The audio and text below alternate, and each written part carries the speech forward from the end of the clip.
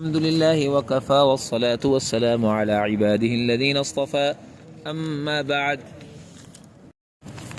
ہمارے سامنے آج بابا جی حکم ما فی الادغام الصغیر، یہ وہی باب الاظہار والادغام جو شاطبیہ میں ہے نا، اس کے حوالے سے مسئلہ آئے گا. اس میں اگر آپ دیکھیں تو تائے تنیث کے باب میں نا وجبت جنوبها میں نا وجبت جنوبها، اس میں جو ہے نا یہ لفظ ہے وفی وجبت خلف ابن ذکوان یفتلا. وجبت جنوب عام ابن ذکوان کے لیے خلف ہے، یفتلا جو دیکھا گیا ہے، یعنی ابن ذکوان کے لیے خلف جو ہے نا یہ دیکھا جاتا ہے. کیا مطلب؟ اس کے لیے دو وجہ ہیں.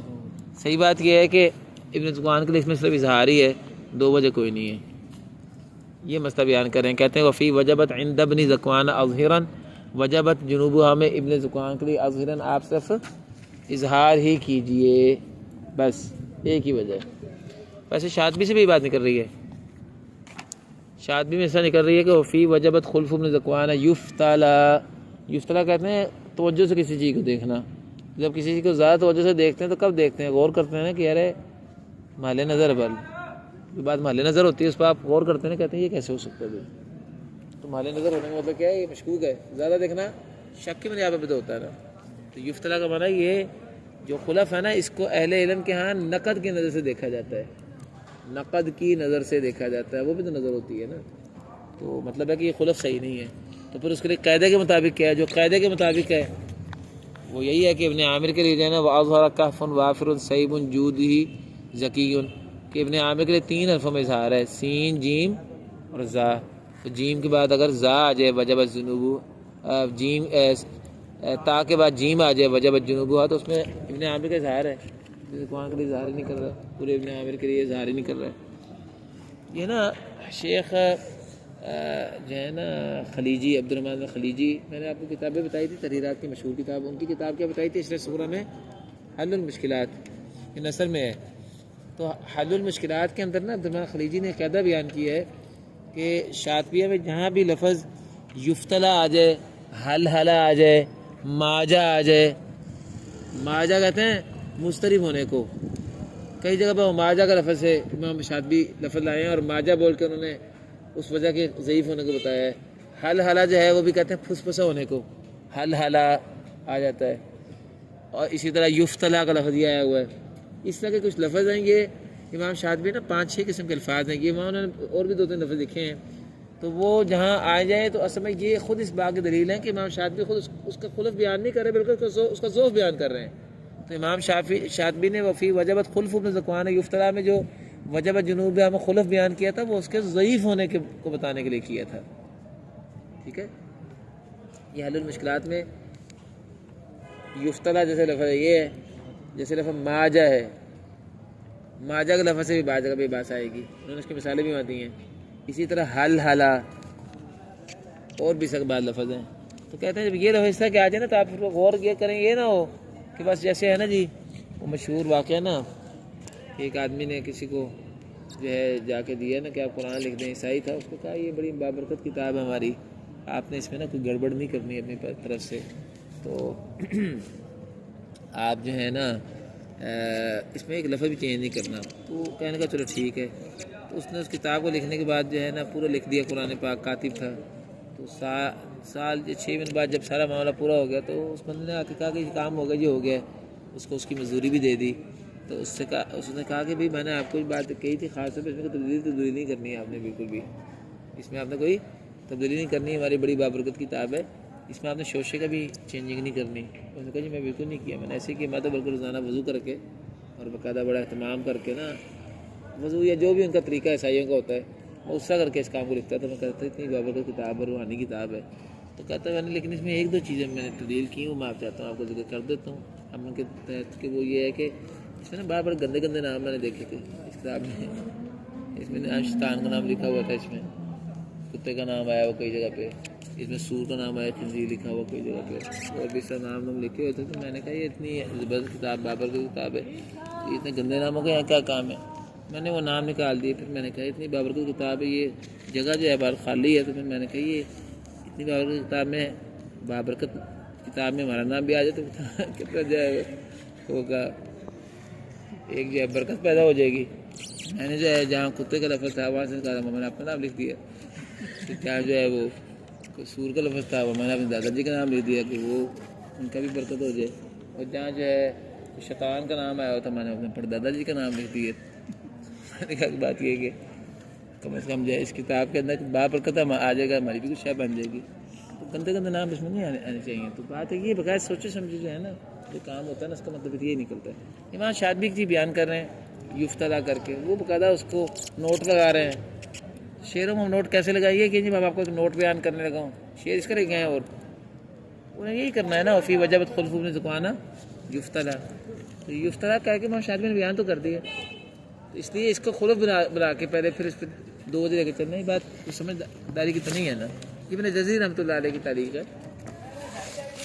چلیں ایک مسئلہ یہ ہو گیا، دوسرا مسئلہ بیٹا یہ ہے، ذرا دیکھیں باب اتفاقی فی ادغام از وقد وطائے تنیس و حل و بل، اس میں آگے نا وما اول المثلین فی مسکن، یہ تجوید کا قاعدہ مشہور کہ جب بھی 2 حرف یوں کٹھے ہوں ادغام میں، دونوں ایک جیسے ہوں کہ ان میں مدغم جو ہے وہ ساکن ہو اور مدغم فی متحرک ہو، جیسے از ذهب قد دخلوا، جی بل لکم، تو کیسے پڑھیں گے بل لکم اذ ذهب قد دخلوا، ٹھیک ہے نا، تو یا کے بعد یا آ جائے جیسے فی یومن، اس میں بھی ہونا چاہیے ادغام، اس میں ہوتا ہے ادغام فی یومن میں، کیوں نہیں ہوتا؟ حروف مطلب مستثنی ہے، تجوید میں مستثنا ہے لیکن شاطبی میں مستثنا نہیں کیا ہوا۔ وما اول المثلین فی مسکن، جب بھی 2 مثلین آ جائیں اور ان میں سے پہلا جو حرف ہے وہ اول المثلین جو ہے وہ مسکن ہو، تو لازمی ہے فلا بد من ادغام ہی، اس پہلے حرف کے ادغام کا، متمثلہ ان دونوں حرفوں میں جو مثلین کا معاملہ ہوا نا اس کو سامنے رکھتے ہوئے دونوں کا ادغام واجب ہے، تو سوا حرف مد نہیں کہا، ویسے اس کا بھی جواب شاطبی سے نکل آتا ہے۔ شاطبی کا مقصد قرات بیان کرنا، ان کا مطلب تجوید کے مسائل بیان کرنا ہے ہی نہیں، انہوں نے تو یہ بھی بیان کر کے آپ کو ایسے اضافی بات بتا دی ہے، آپ اس طرح کر کے جو تجوید کے اس مستثنا وہ ساری کہانی پوری بیان کریں تجوید کی، اور وہ لمبی بات ہو جانی ہے، تو اس لیے وہ بیان نہ کرنے کے باوجود واضح ہے کہ وہ تجوید کا مشہور مسئلہ اور وہ یہ اس کے مطابق خود بخود نہیں کر رہے۔ تو چلیں بہرحال لوگ کہتے ہیں وفی نحوی فی یومن عن الکل فنقلا، فی یومن جیسے کلمات میں عن الکل سب قراء اشرا سے ہی، وہ ازہرن آیا تھا نا پیچھے، ازہرن آپ اظہار ہی کیجئے، نحوی یومن جیسے کلمات میں، نحو مطلب جیسے کلمات میں سب قاریوں سے فنقلا آپ اظہار ہی کو نقل کیجئے۔ چلے جی یہ باب ہمارا ختم ہو گیا، اب ہم اگلے باب میں جا رہے ہیں۔ اگلا باب جو ہے نا باب الامالہ ہے، میرا خیال ہے ہم اس کو ذرا چھوڑ دیتے ہیں، یہ پھر ہم 1 دن میں پڑھیں گے، اس کو ہم پورا 1 دن میں پڑھیں گے، رات ذرا آسان ہے وہ میں آپ کو پڑھا دیتا ہوں آج، تو اس کے مسئلہ نمبر لگا لیں ذرا۔ مسئلہ نمبر 1 ہے وتفخیمہ ذکرا و سترا و بابہ لدا جلت الاصحاب اعمر و ارخلا، یہ شاطبی کا شعر ہے جی، جب پڑھتے ہیں پھر میں بتاتا ہوں۔ مسئلہ نمبر 1 یہ ہے، مسئلہ اس کے دوسرے شعر میں ہے فی باب ذکرا فخما مثلثا لحمز ورققا قاصرا و مطولا، چلو یہ ایک مسئلہ ہو گیا۔ مسئلہ نمبر 2 یہ ہے جی شعر نمبر 3 میں فی شرر عنہ یرقق کلہم، یہ شاطبی کا شعر ہے، شرر کی راہ جو ہے نا پہلی والی بھی، اس میں خلاف قاعدہ جو ہے ورش جو ہے نا اس کے سارے راوی جو ہیں اس کے سارے ناقلین ترقیق کرتے ہیں۔ اب سوال ہے کہ شاطبی میں تو یہ ہے ورققہما فی الوقف ایضا تعدیلا، کیا وقف میں بھی ورش بری کریں گے اس کو شرر، یا وقف میں شرور یا شارور کریں گے، یہ مسئلہ ہے۔ بس ختم ہو گیا مسئلہ، 2 مسئلے ہیں، چلو اب مسئلہ پڑھتے ہیں پھر۔ چلیں جی پہلا مسئلہ شاطبی سے دیکھتے ہیں، شاطبی میں یہ قاعدہ تو آپ کو پتہ ہے نا ورش کا کیا ہے، ورش کا قاعدہ یہ ہے جی کہ جب بھی را مضموم یا مفتوح ہو، مشدد ہو یا مخفف ہو، منون ہو یا غیر منون ہو، اگر ماقبل اس کے یا ساکن یا کسرہ آ گیا تو کیا ہوگا؟ برابری کریں، قاعدہ تو یہی ہے، لیکن اس قاعدے سے کچھ مستثنا ہیں، ان مستثنات چیزوں میں 2 مستثنیات پر تحریرات کا مسئلہ ہے، ویسے مستثنیات تو اور بھی ہیں کافی چیزیں، مثلا یہ دیکھو نا رائے مقرر جو ہے قواری رو قاعدہ وہاں لگ جائے اس میں نہیں ہے نا، اجمی لفظوں میں نہیں، جیسے ابراہیم اسرائیل وغیرہ، ٹھیک ہے نا۔ ارم کے بارے میں اختلاف ہے کہ عربی کے اجمی ہے، عربی ہو تب بھی اس میں نہیں ہے، یہ مستثنا ہے۔ انہی مستثنیات میں سے 2 مستثنیات آپ کو میں بیان کر رہا ہوں، جیسے اس میں سے ایک مسئلہ حیران ہے، اس میں 2 وجوہ ہیں، شاطبی میں لکھا ہوا نا۔ تو بات یہ ہے کہ 2 مسئلہ، پہلا مسئلہ جو مستثنیات میں سے ہے اس میں سے مسئلہ ہے وہ تفخیمہ ذکرا و سترا و بابہ لدا جلت الاصحاب اعمر وارحلا، اس کا مطلب ہے کہ جو فعلاً کے وزن پہ آنے والے کلمات ہیں، فعلاً اس کے وزن پہ 6 کلمے آتے ہیں جی، ذکراً، ستراً، حجراً، وزراً، سحراً اور سحراً میں نے بتا دیے، ہاں وردن کا ہمارے سے کوئی تعلق نہیں ہے، چونکہ وہ را ہی نہیں ہے اس میں بیٹا، ہم تو را کی بات کر رہے ہیں۔ تو ذکراً، ستراً، ہاں عمران، چھٹا کلمہ عمران ہے جی، عمران، ذکراً، ستراً، وزراً، ہجراً، سحراً، عمران، یہ سارے فعلاً کے وزن پر ہے نا۔ تو اس میں یہ شاطبی کہہ رہے ہیں کہ لدا جلت الاصحابی، ورش کے جو جلیل القدر اصحاب ہیں نا ان کے ہاں، کیا مطلب جو بڑے شاگرد ہیں ان کے ہاں تو کیا ہے را کی تفخیم ہے، اور جو جلیل القدر شاگرد نہیں ہے، چھوٹے چھوٹے جیسے ہمیں، تو بھئی یہ اس طرح کے جو لوگ ہیں نا ان کے ہاں کیا ہے ترقیق ہے، بڑے شاگردوں کا تفخیم ہے۔ اب اس پر تحریرات کا مسئلہ بیٹا یہ ہے، یہ شاطبی کا شعر جو ہے انہوں نے ہو یہ لکھا ہوا ہے پہلا شعر، وتفخیم ذکراً و ستراً و بابہ لدا جلت الاصحاب اعمر وارحلا، ٹھیک ہے نا، یہ تو شعر وہی ہے نا۔ اس پر تحریرات کا مسئلہ ہے، ذرا توجہ کریں یہاں، وہ مسئلہ یہ ہے ادھر دیکھیں، وہ یہ ہے کہ مد بدل، اور اگر یہ 6 کلمات میں سے کوئی کلمہ اکٹھا ہو جائے تو اگلی وجہ کتنی بننی چاہیے؟ 6۔ جائز جو ہے 6 نہیں ہے، جائز جو ہے 5 وجہ ہیں جی، جائز کتنی ہے؟ 5 وجہ ہیں۔ وہ ایک وجہ کون سی منع وہ آپ بتاتے ہیں، ادھر پڑھیں، ففی باب ذکرن، یہ ذکرن کے باب میں آپ تفخیم کیجئے، فخیمن، ذکرن کے باب میں آپ تفخیم کیجئے، مسلسن، اس حال میں کہ آپ مد بدل میں 3 وجہ پڑھنے والے ہوں، مسلسن لحمزن، مد بدل میں آپ 3 وجہ کرنے والے ہوں، ٹھیک ہے نا، یعنی تفخیم کے ساتھ تو تینوں وجہ ہیں جی۔ ورقق، اور ذکرن کے باب میں ترقیق کیجئے، قاصرن، اس حال میں کہ آپ قصر کر رہے ہوں منفصل میں، ومطولا، یا طول کر رہے ہوں۔ تو ترقیق کے ساتھ قصر اور طول ہے، توسط جائز نہیں ہے ترقیق کے ساتھ، جبکہ تفخیم کے ساتھ توسط جائز ہے، باقی طول اور قصر کے ساتھ دونوں وجہ جائز ہے، اور توسط کے ساتھ صرف تفخیم جائز ہے، ترقیق جائز نہیں ہے۔ یہ آپ کا پہلا مسئلہ مکمل ہو گیا۔ اچھا جی اب دوسرا مسئلہ دیکھتے ہیں، وہ شرر کا ہے، یہ شاطبی میں آ گیا نا شرر والا، دیکھیں وفی شرر عنہ یرقق کلہم۔ اب شرر میں دیکھو بھائی دوسری راہ تو مقصور ہونی چاہیے نا، اس پہ زیر ہے، تو پہلی راہ جو ہے اس کو موٹا ہونا چاہیے، بریک ہونا چاہیے، اور ورش کے لیے تو بالکل ہی نہیں ہونا چاہیے نا، ماقبلہ زیر ہے نا یا ساکن ہے، تو ورش کیا کرتا ہے کہ دوسری راہ کو دیکھ کر پہلی راہ میں بھی ترقی کر رہا ہے، شرر، کیا کر رہا ہے؟ شررن، شررن کالقصر، شررن، تو پہلی راہ بھی بریک کر دی دوسری راہ کی وجہ سے، یہ ہے وفی شررن عنہ، ورش سے، اور شرر میں عنہ اس ورش سے ترقیق کی ہے، کلہم، اس کے تمام ناقلین نے، اس کے تمام ناقلین نے اس کی ترقیق کی ہے، ٹھیک ہے جی۔ اب مسئلہ یہ ہے کہ ترقیق کی وجہ کیا ہے؟ دوسری راہ کا بریک ہونا، تو اگر وقف کر دیں، ادھر توجہ کریں ذرا میری طرف، تو وہ ہو جائے گا شارور نا وقفن، تو وقفن بھی راہ بریک ہوگی، دوسری راہ وقفن کیا ہوتی ہے بتائیں نا، عام قرأت میں وہ شارور اور موٹی ہوتی ہے، شارورین، حفص کی قرأت میں بھی دوسری راہ بریک تو ہو رہی ہے زیر کی وجہ سے، لیکن اگر وقف کریں تو پھر موٹی ہی ہوگی، شارور، ٹھیک ہے نا۔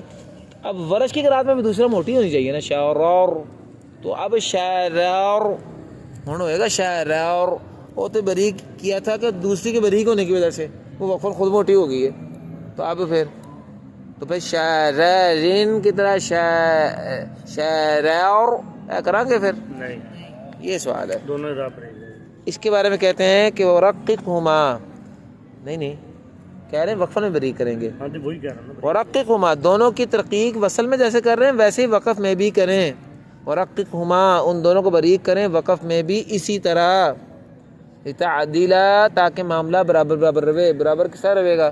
پہلے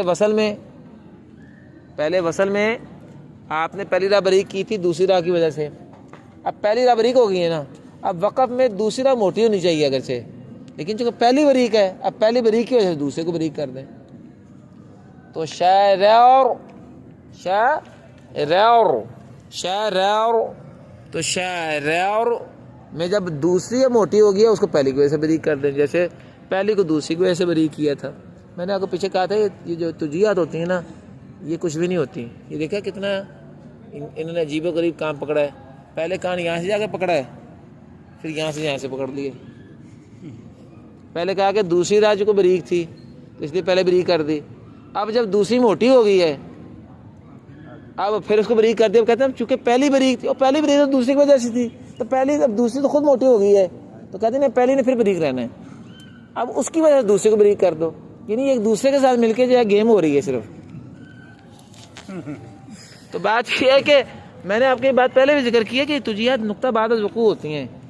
اس لیے نا یہ مجھے اس تجیہ کے علم سے کوئی دلچسپی نہیں ہے، لیکن یہ ہے کہ لوگ کرتے ہیں تو ٹھیک ہے بھائی. ابھی کوئی بات ہے کرنے والی کہ پہلی بریک ہوئی ہے دوسرے کی بریک ہونے کی وجہ سے، پھر جب باری اپنی آئی ہے دوسری کی تو اس کو پہلی کو سے بریک کر دیا ہے. یعنی ایک دوسرے کے ساتھ مل کے بریک ہو رہے ہیں بس. تو آپ سیدھی طرح کہیں کہ بھائی کوئی قاعدہ کوئی نہیں ہے، دونوں جو ہے نا وہ بریک ہو گئے ہیں. اب دونوں نے جفی ڈالی ہے، دونوں ہی بریک ہو گئے پر یا دونوں موٹے ہو جاتے، دونوں کا بریک ہونے پہ بھی اعتراض ایسے واقع ہوتا ہے. اور دوسری وجہ سے پہلی بریک ہو رہی ہے نا تو پہلی کی وجہ سے دوسری کو موٹا کر لیتے ہیں نا. پھر یہ بھی تو ہو سکتا تھا نا. اصل میں بات یہ نہیں ہے، اصل چیز نقل ہے نا. تو جی اضافی چیز ہوتی ہے وہ بعد میں بناتے ہیں. اگر بچہ پیدا ہو گیا 10 سالوں بعد ماں باپ کے بعد تو کہتے ہیں کہ جی اللہ کا حکم ہو گیا ہے. نہیں کہتے نا کہ وہ شادی ہوئی سی تو بچہ ہو گیا 10 سال بعد. تو شادی تو بات اگلے سال ہی ہو جانا چاہیے تھی. پھر اصل بات ہے اللہ کا جب حکم ہوتا تھا بھی ہے. یہ وجوہات جو ہے نا دنیا کی ان کی کوئی حیثیت نہیں ہے.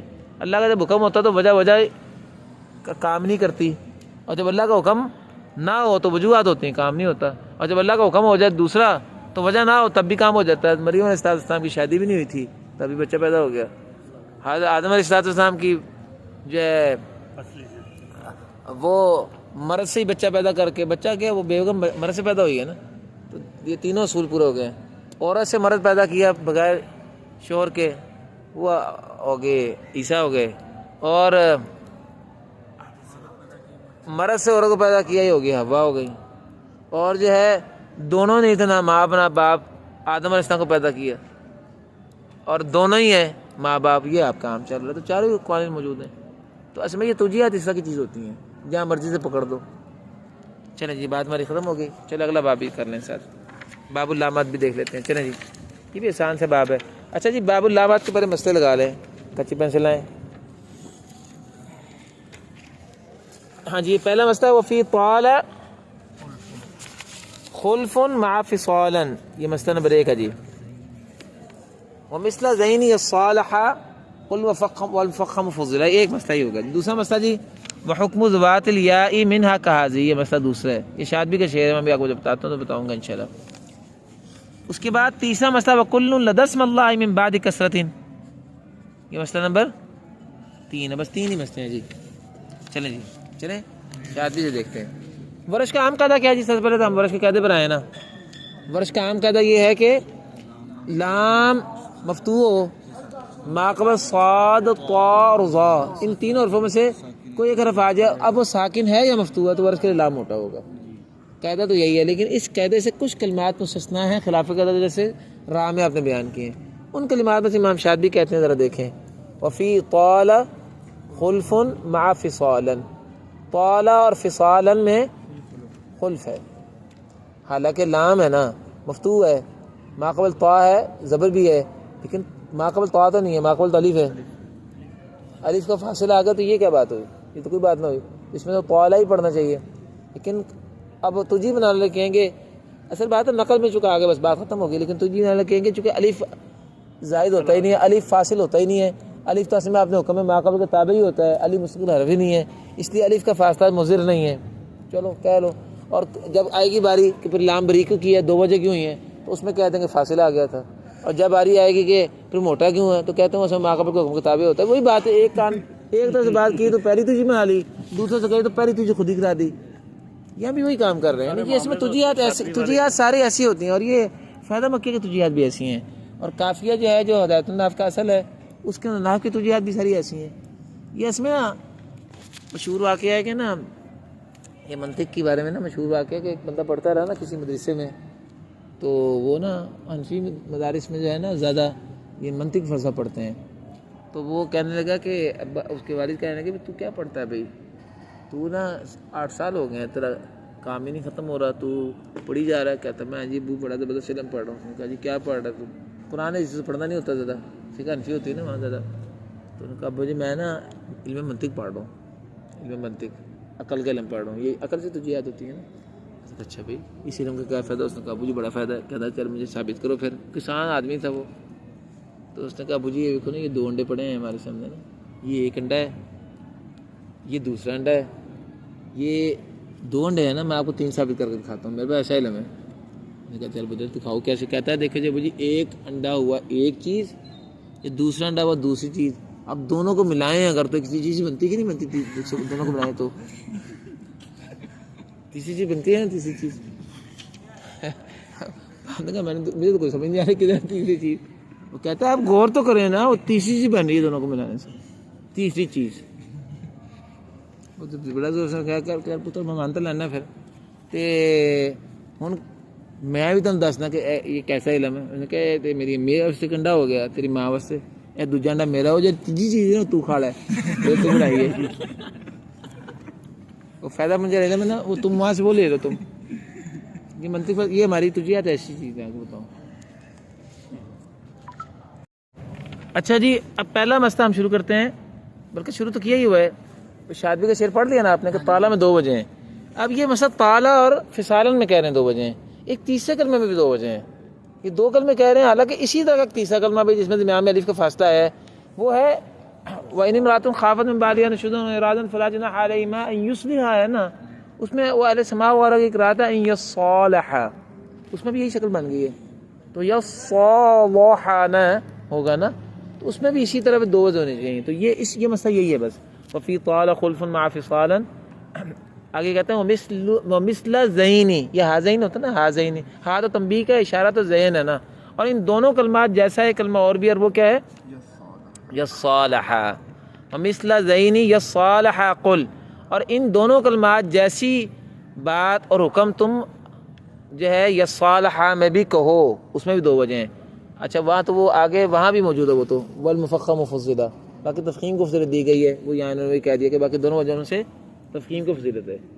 ہاں جی چلیں جی، یہ پہلا مسئلہ ختم ہو گیا۔ اب دوسرا مسئلہ جو ہے جی، یہ نچلے والے شعر دیکھیں شادی میں، وحکم ذوات الیاء منہا کہذہ، ذوات الیاء میں بھی کہتے ہیں اس طرح 2 وجہ ہیں جی، ذوات الیاء میں بھی 2 وجہ ہیں اس طرح، یعنی جیسے لفظ ہے نا سیصلی نارا ذات لہب، اب سیصلی میں لام میں کیا ہونا چاہیے؟ یہ بولنے میں تو صحیح نا، موٹا ہونا چاہیے نا، اب اس میں خلف تو نہیں ہے نا روش کا، کوئی قاعدہ کے مطابق ایک وجہ ہی ہونی چاہیے نا، لیکن چونکہ تقلیل میں یا امالے میں لام موٹی ہو نہیں سکتی، وہ ہو نہیں سکتی نا، اس میں پھر جب آپ فتح کریں گے تو یس سیس اللہ ہو جائے گا، اور جب تقلیل کریں گے تو کیا ہو جائے گا سیف لے، تو خود بخود لام بریک ہو جائے گا، تو وہ آٹومیٹک 2 وجہ بن گئی نا، یعنی اصلاً ایک وجہ ہی ہے، یہ مطلب ہے وہ حکم ذوات الیاء منہا کہذہ، لیکن چونکہ رؤوس الآیہ میں حضرت کی وجہ ہی ایک ہوتی ہے، اس لیے کہتے ہیں عند رؤوس الآیہ ترقیقھا، رؤوس الآیہ میں تو صرف ترقیق ہی ہوگی، یہ شاطبی کا شعر ہے، ٹھیک ہے۔ اب یہ ویسے تو بات سمجھ آ بھی گئی ہے، لیکن مجھے سمجھانا پڑا نا تھوڑا سا آپ کو، یہ کہہ رہے ہیں کیسے 2 وجہ ہوں گے جی، سوال کرنے لگے جی وہ حکم ذوات الیاء منہا کہذہ کیسے ہے جی؟ وہ ایسے ہے جی، دیکھو ففخم بفتح، فتح کرو تو تفخیم کرو، ثم رقق اور ترقیق کرو مقللہ تقلیل کرتے ہوئے، ایسے ہے جی، آسان ہی بات ہے۔ چلیں جی تیسرا مسئلہ ادھر دیکھیں، یہ بھی شاطبی میں ویسے موجود ہے، ویسے ہے تجوید کا مسئلہ مشہور، لفظ جلالہ کا کیا حکم ہے؟ جب ما قبل اس کے پیش ہے زبر ہو تو لفظ جلالہ موٹا ہوتا ہے، ما قبل زیر ہو تو بریک ہوتا ہے، یہ شاطبی نے بھی بیان کیا، ویسے تو تجوید کا مسئلہ ہے۔ وَكُلٌّ لَدَى اسْمِ اللَّهِ مِن بَعْدِ كَسْرَةٍ يُرَقِّقُهَا، تمام قاری جو ہے لفظ جلالہ کو جب وہ کسرے کے بعد ہو تو اس کو ترقیق کرتے ہیں، جیسے کہ فخموہ تمام قاری اس سے لفظ جلالہ کو موٹا کرتے ہیں جب وہ فتح اور ضمہ کے بعد ہو، ٹھیک ہے، تجوید کا مسئلہ ہے نا۔ اب مسئلہ یہ ہے کہ یہ جو امالہ ہے نا، یہ نام فتح ہوتا ہے نہ کسرہ ہوتا ہے، یہ آدھا فتح ہوتا ہے آدھا کسرہ ہوتا ہے۔ امالے کی تعریف کیا ہے؟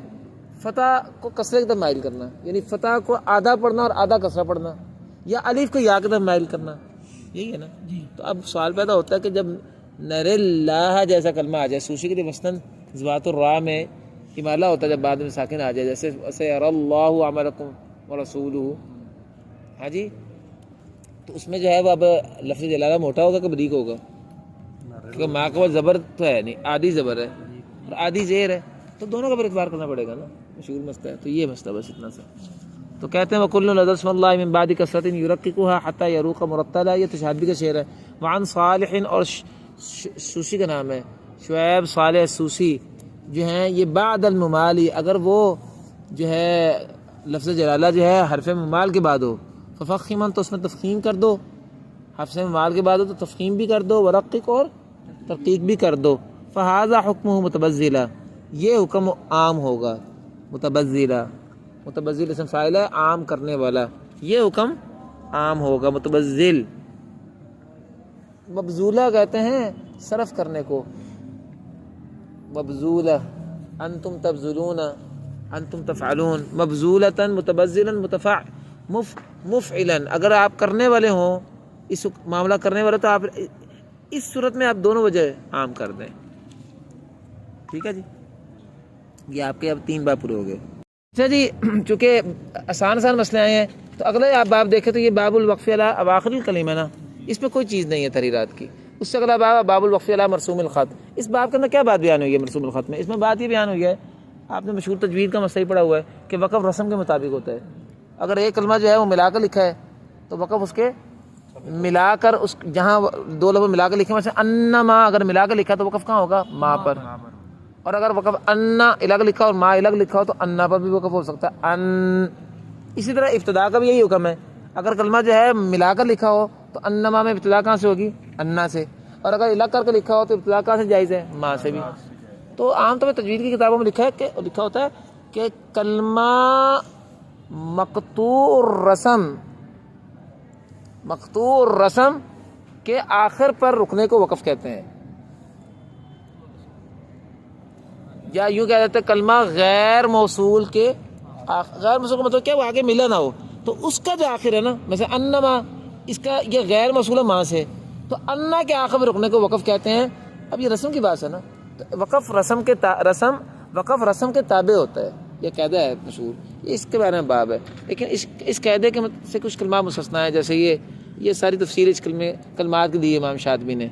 ہاں جی، جیسے یہ مسئلہ ہے نا، آپ دیکھو نا، اللہ تا ہے، اللہ تا، تو اللہ تا پہ وقف کیسے کریں گے؟ اللہ، حالانکہ وقف تا سے ہونا چاہیے، رسم میں تو لمبی تا ہے، گول تا سے وقف تو نہیں ہو سکتا نا۔ اس طرح ان مسئلوں میں سے 2 مسئلے یہاں ہم صرف لے رہے ہیں جو تحریرات کے مسئلے ہیں، وہ یہ ہے کہ دیکھیں شعر نمبر 384، وقف وئی کا انہ برسمہ، آپ وقف کریں وئی کا انہ کلمہ میں، وئی کا ان دونوں کلموں میں۔ یہ سورہ قصص کا ان قارون کان من قوم موسیٰ لرکوع ہے نا، تو ان دونوں میں آپ وقف کیسے کریں؟ اس کے رسم کے مطابق کریں۔ رسم کے مطابق وقف کہاں ہوگا؟ وئی کا انہ کے ہاں پہ ہوگا، اور وئی کا انہ میں نون پہ ہوگا۔ پہلے امام شاطبی نے خود بیان کر دیا کہ وقف جو ہے اس کے رسم کے مطابق کریں۔ کس کے لیے؟ ساروں کے لیے۔ اب اس کا ترجمہ، البتہ کسائی کے لیے یا پر بھی جائز ہے وئی، اور بصری کے لیے وبالکاف حلل وئی، یہ بھی جائز ہے۔ اب اس سے ویسے یہاں سے بھی نکل رہا ہے، اب اس سے ایک مطلب یہ بنتا ہے کہ کسائی کے لیے وئی کرو، ابو عمر کے لیے وئی کرو، اور باقی ساروں کے لیے وئی کا انہ یا وئی کا ان کرو۔ لیکن اسی سے ایک مطلب اور بھی نکلتا ہے کہ سارے قاریوں کے لیے وئی کا ان یا وئی کا انہ بھی جائز ہے، البتہ بصری کے لیے مزید دوسری وجہ وئی کی بھی بنتی ہے، اور کسائی کے لیے دوسری وجہ وئی بھی بنتی ہے، ایسے ہی بھی نکلتا ہے نا، کیونکہ یہ جو وقف وئی کا انہ و وئی کا ان برسمہ ہی، اس کے مفہوم میں 2 معنی بن سکتے ہیں نا، بس یہی بات یہ بیان کر رہے ہیں۔ پہلے دوسرا شعر پڑھ لیں، میں نے پہلے شعر وہ چھوڑ دیں، وہ یہ ہے وقف وئی کا انہ وئی کا ان برسمہ ہی، یہ ہے نا، تو شاطبی کا شعر ہے۔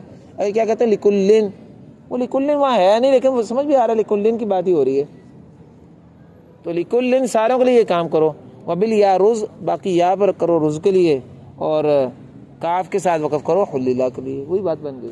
تو یعنی 2 وجہ ہو گئیں، 2 وجہ ہو گئیں، امام جزری نے دونوں وجہ صحیح کہی ہیں۔ اچھا یہی مسئلہ بیٹا اس میں بھی ہے، ماں میں، یہ دیکھو شعر نمبر 381 میں، ومالی لدى الفرقان والکافی والنساء، سورہ فرقان اور سورہ کاف اور سورہ نساء میں یہ آتا ہے نا، اور سورہ سائل، سورہ معارج میں بھی، ان سب میں دیکھو نا، فمالی ہؤلاء القومی، مالی ہؤلاء القومی، مالی ہؤلاء القومی، تو آپ مجھے بتاؤ لا ملا کر لکھا ہوا نا، ادھر دیکھیں، مالی ہؤلاء تو وقف ہو سکتا ہے نا مال پہ، اور ماں پہ بھی ہو سکتا ہے، ماں ملا تو ہوا نہیں ہے، ماں موصولہ ہے نا، لی ہؤلاء لام آگے ملا لیں، دونوں طرح صحیح ہے نا۔ تو یہ کہتے ہیں کہ آپ یہ سورہ فرقان، سورہ کاف، سورہ نساء، سورہ سأل ان ساروں میں وہ مالی، وہ مال جو ان چاروں صورتوں میں آتا ہے اس میں آپ ماں پر وقف کریں بصری کے لیے، والخلف رتلا، اور کسائی کے لیے وقف ماں پہ کریں لام پہ کریں، اس میں دونوں وجہ جائز ہیں کسائی کی، اور باقی ساروں کے لیے اگر بصری کے لیے صرف ماں پر ہے، کسائی کے لیے دونوں وجہ ہیں، تو باقی کے لیے صرف لام پر ہے. یہ نہیں کر رہا، حالانکہ صحیح بات ہے کہ ساروں کے لیے دونوں وجہ ہیں. اور ویسے یہ بات بھی شاطبی سے نکلتی ہے. یہ کیسے نکلتی ہے؟ شاطبی میں جب شروع میں آیا ہے کہ یہ کوفی، مازنی، نافع وغیرہ یہ رسم الخط کے مطابق وقف کرتے ہیں، ابن کثیر اور ابن عامر، یہ ساری بات آئی ہے نا شروع میں، تو مطلب رسم کے مطابق جو وجہ بنتی ہے وہ تو جائز ہے ہی ہے، اس کو تو منع کر ہی رہا. یہ تو مزید اس پہ اضافہ کر رہے ہیں صرف کہ جو ہے ساروں کے لیے دونوں وجہ ہیں، لیکن کسائی کے لیے نسن جو ہے وہ دونوں قول آئے ہیں، اور بصری کے لیے نسن جو ہے وہ ماں والا قول بھی آیا ہے. جیسے کہ اوپر آیا ہے کہ یہ ابن کثیر اور ابن عامر کے لیے تو باقاعدہ نسن جو ہے یہ اس بارے میں نصوص باقاعدہ آئی ہیں، جبکہ کوفی، مازنی، نافع اور کے لیے اس طرح کر کے بات نہیں آئی. دیکھیں نا دونوں شعر میں ان کا تھوڑا فرق کیا ہوا ہے. سمجھ بات کی؟ تو یہ شعر دیکھیں ومال. اچھا یہ مال کا مسئلہ بھی ہے، ایک اور مسئلہ بھی ہے وہ بھی حل کر لیں. ایک اور ہے یہ ایا کا مسئلہ. جی این ماتدعو کی بات ہے یار، این ماتدعو کی بات ہے. بس بات میں نے کلمہ ہی اور کو پڑھا دیا بیٹا سے. این ماتدعو کہاں؟ یہ دیکھو آخری شعر، این بی این ماں. این میں این پہ وقف بھی جائز ہے، این ماں میں حمزہ کسائی کے لیے. بس تو حمزہ کسائی کے لیے این پہ بھی جائز ہے، ایا بھی جائز ہے، اور باقی ساروں کے لیے ماں بھی جائز ہے. اس کا مطلب یہ بن رہا ہے، لیکن اس پہ بھی یہ نکلتا ہے کہ ساروں کے لیے دونوں جائز ہیں. وہ اسی طرح جیسے میں نے پہلے مالی میں دونوں نکالے ہیں. بہرحال مالی کا مسئلہ میں نے دیکھا تھا البریہ میں موجود کوئی نہیں ہے، لیکن این والا موجود ہے. ویسے دونوں میں بلکہ تینوں میں وہی کا انہ این بھی این میں مال میں ساروں میں نا دونوں وجہ ہیں نشر میں. یہ ہے ذرا دیکھو وہ مالی نہیں بلکہ مالی کا مسئلہ بیان کیا ہوا ہے، بلکہ مالی کا بیان کیا ہوا ہے مالی کلمے میں بھی اور این کلمے میں بھی. آپ مالی کے لام پہ وقف کر لیں یا این کی یا پہ کر لیں، او بھی ماں فی ماں، یہ دونوں میں ماں پہ کر لیں، یعنی مالی میں ماں پہ کر لیں اور این ماں میں ماں پہ کر لیں. برے دیکھیں مال کے لام پہ کریں یا این کی یا پہ کریں، او بھی ماں فی ماں، یا دونوں میں ماں پر کریں. فقف وقف لکل، یہ ساروں کے لیے جائز ہے. علی تحقیق والے قول کے مطابق، یہ دونوں طرح جائز ہے. فی وقت فی الابتلاء، البتہ یہ ہوگا وقف ابتلاء ہی بیٹا. وہ ماں پہ کرو یا لا پہ کرو، ماں پہ کرو کہ این پہ کرو، ماں پہ کرو کہ لام پہ کرو، معنی کے اعتبار سے وقف کافی، وقف حسن یا وقف تام اور نہیں بن رہا ہے نا. وقف مجبوری کا ہی ہو سکتا ہے کہ سانس بندہ ختم ہو جائے تو بندہ ماں پہ بھی رک سکتا ہے، لا پہ بھی رک سکتا ہے. وقف اختیاری تو نہیں ہے نا بہرحال. تو کہتے ہیں فی وقف الابتلاء. سارے قاریوں کے لیے تحقیقی بات یہ ہے کہ وقف ابتلاء کی صورت میں آپ ماں پہ وقف کر لیں یا مال یا ایا پہ وقف کر لیں. وآخر دعوانا ان الحمد للہ رب العالمین.